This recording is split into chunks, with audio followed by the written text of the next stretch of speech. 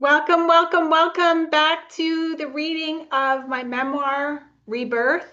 I'm reading the final chapter, chapter 36. So if you just stumbled upon this video just now, I encourage you to go back to the beginning of the playlist so that you are listening in sequence. And if you've been following all this time, congratulations, you made it to the final chapter. I'm so glad that you're here, and make sure you like, share, subscribe, all the things. I think you know the drill by now. Chapter 36, entitled Closing the Door. We packed up the car and drove a few hours east to visit my maternal grandmother. Her quiet presence and gentle kindness always brought me peace. I'd loved her stories since I was a little girl. There was something magical in the way she told them. Maybe because she was a fortune teller, the real kind, not the storefront kind. Maybe she would have answers for me. We sat together in her cozy living room. She watched Evelyn sleeping in my arms, her face softening with something tender, an inner knowing. "She's destined for great things," she said, her eyes twinkling. A smile spread across my face. I know. I was waiting for her to tell me what she saw, unhindered by anything I had to say. She turned her gaze back to me, curious. "What do you think she's here to do?" I didn't hesitate. "I think she's here to continue the work of Jesus." She leaned back slightly, the legs of her chair creaking. "That's a tall order." The words landed heavier than I expected. Something shifted in her expression. It wasn't disbelief exactly, but a pause, like she didn't know what to do with what I'd just said. She looked at me more directly than usual, her eyes steady and searching, as if trying to place me somewhere she couldn't quite recognize.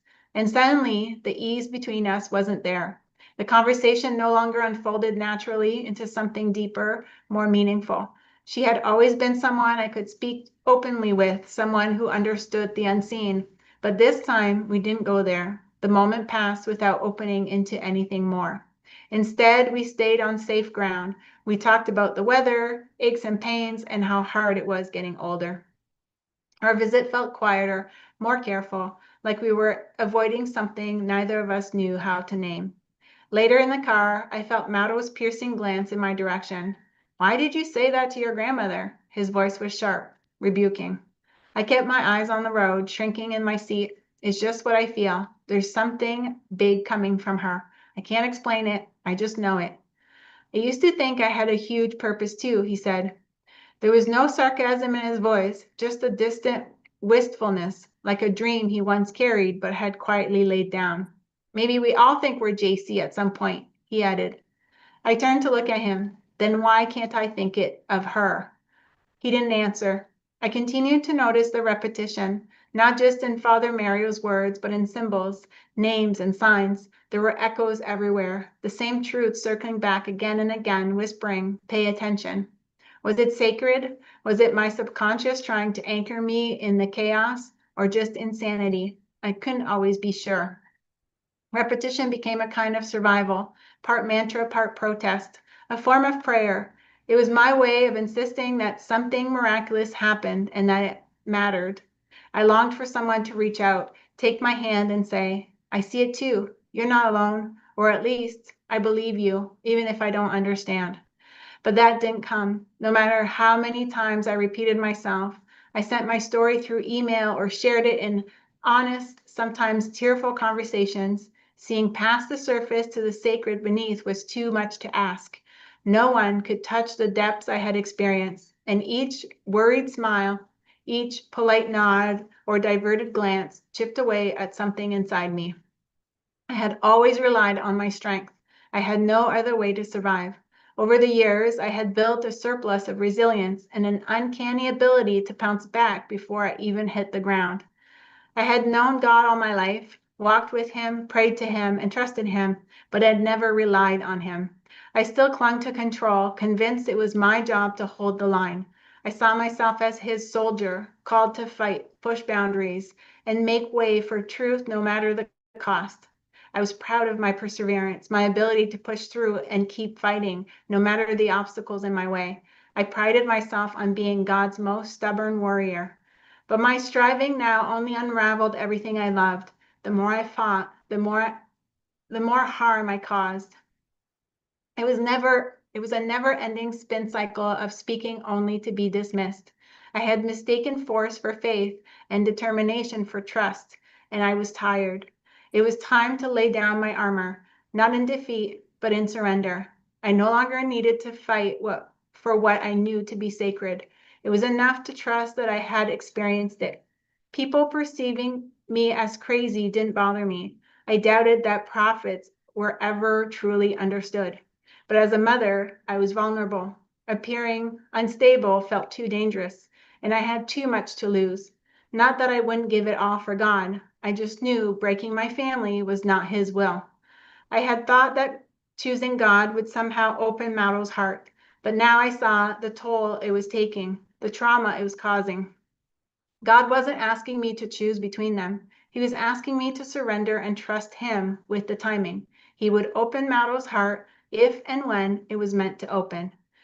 Maybe what I saw was a glimpse of the future. Time doesn't exist to God the way it does to us. So I made the choice to close the door, the one that had allowed me to feel heaven on earth and to feel God's presence so clearly. But even as I stepped back, I held hope quietly inside me, like breath held in the lungs.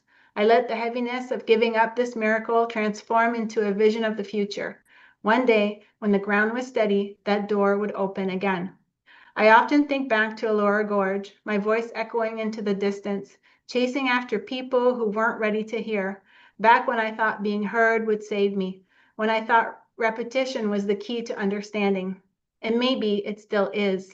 There is a reason we repeat our stories. The repetitive, can't say the word, the repetition is our way of trying to close the loop and find solid ground. There is healing in the telling of our stories, but the repetition is not enough. We need to know why we're telling the story. That's where the power lies. Back then, I didn't know why I was telling it. I thought people needed to see what I saw. I no longer need to convince anyone.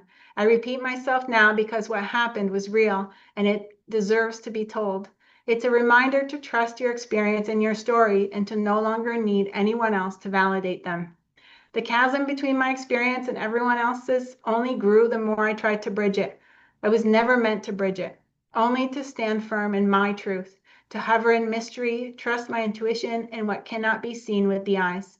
No one else needs to breathe the same air or experience what I experienced, as glorious as it could be. Though I tasted the sting of defeat, in the end, love mattered more than being right. Love always matters more than being right. I chose to bury what I had seen, not to forget it, but to protect it, like a seed, waiting for the right conditions to bloom. And I trusted God would open the door again when it was time, when the ground was ready, when those I loved were ready to meet me there. I surrendered. Perhaps for the first time in my life, no small feat. I drew the curtains, closed the gate of heaven, and stepped back into the rhythm of the ordinary. I knew I could wait, trusting that what was sown in the spirit would bloom in its own time. And when the gate opened again, I would be ready. Until then, I would be still, no longer seeking external validation and feeling held. And that is the conclusion of chapter 36 and my memoir, Rebirth. There is an afterword if you're interested in what happens about how I trust childbirth. If you're interested in that, I'm speaking about my experience with the birth of my second daughter. But this is the conclusion of the memoir. And if you have thoughts, comments, reviews, questions, leave them in the comments, reach out to me, click that like button so that we make sure that the story reaches the people who are meant to hear it.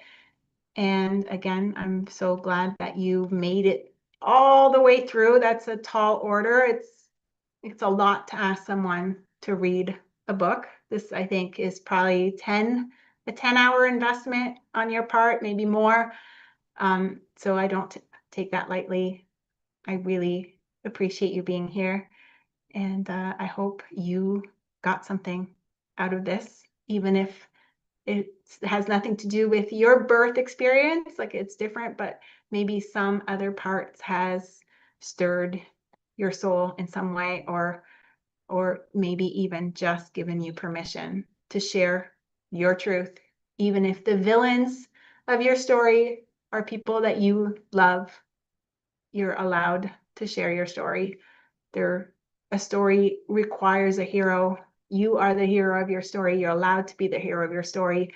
And it's okay if some people are playing the villain in those parts. It doesn't make them the villain of your life in general. It just in those parts of the story. We're all villains and in some parts of some people's stories. So it's perfectly fine to accept that.